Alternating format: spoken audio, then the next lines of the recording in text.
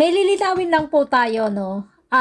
Dun sa naunang dalawang video tungkol sa declaration ng inyong mga alahas, branded bags, or anything kahit na sabihin nyo pang gadget yan o ano pa man. Lilinawin lang po natin, itong video na gagawin ko, sana mas maunawaan nyo. Disclaimer lang po. At quick clarification, mukhang marami ang naalarma sa salitang tax. Linawin natin, ang registration form na sinasabi ko sa inyo sa airport, bakit tayo kailangan pumirma niyan? Kasi kung may suot kayong mamahaling alahas at wala kayong ganitong form, baka mapagkamalan ng custom na bagong bili yan sa abroad. Para ito sa mga gamit na dala nyo na. Hindi po kayo sisingilin ng tax sa sarili nyong gamit basta rehistrado ito bago lumipad. Itong form na sinasabi ko sa inyo, ito ang dapat nyong hingin at i-fill up sa airport kapag may dala kayong mamahaling alahas o branded bags pag alis sa Japan. Napakahalaga nito para protektahan ang mga gamit nyo at siguradong iwas tax kayo pagbalik ninyo. Iwas tax pagbalik nyo dito sa Japan. Huwag nyo itong kakalimutan bago pumasok sa immigration.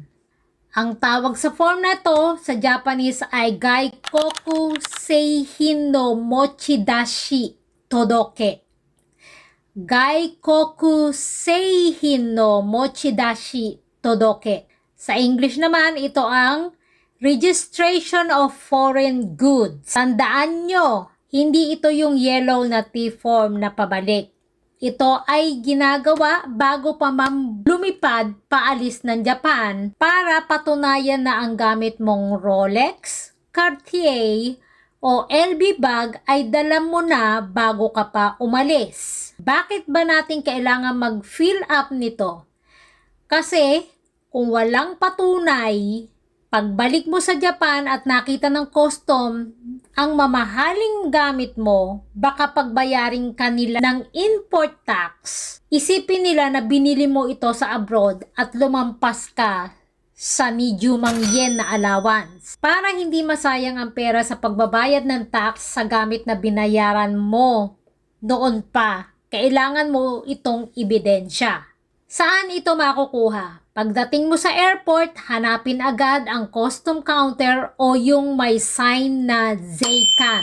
Bago ka dumiretso sa immigration gate, sabihin mo lang sa officer, Gaikoku Seihin no Mochidashi Todoke o Onegai shimasu. Kailangan nyo ring ipakita ang mismong gamit sa kanila para ma-check ang serial number at malagyan ng official stamp ang form. Hindi po ito binibigay kung hindi kayo magtatanong. Hindi rin po ito makukuha lang kung saan sulok ng airport. Kailangan po pumunta kayo sa certain place at hihingin nyo ito. Hindi po ibibigay sa inyo basta-basta. Sana po malinaw yan. Kasi ang daming nagsasabi na ayoko na lang magsalita. Ang hirap niyong paligayahin. Ang hirap niyong paligayahin sa totoo lang. Nababash ako dahil pinapaalalahanan ko lang kayo, binabash nyo pa ako. Sinasabi nyo, hindi totoo. Sinasabi ko, magpasalamat na lang kayo dahil hindi kayo natataunan ng mga ganitong bagay. Pinapaalalahanan ko lang kayo, awareness lang po ito, hindi ako nakikipag-away sa inyo, huwag nyo akong awayin. Ang hirap ng Pilipino talaga na paligayahin, ang hirap nyong bigyan ng mga informasyon na akala nyo gawa-gawa ko lang o ano.